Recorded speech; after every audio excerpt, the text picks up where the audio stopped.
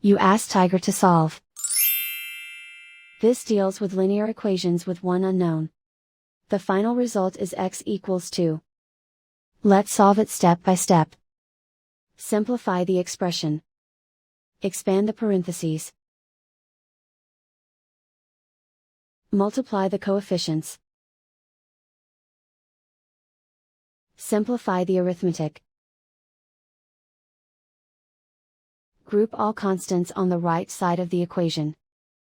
Subtract 15 from both sides. Simplify the arithmetic.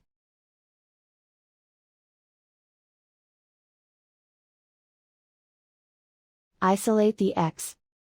Divide both sides by 10. Simplify the fraction. Find the greatest common factor of the numerator and denominator. Factor out and cancel the greatest common factor. And so the final result is x equals 2.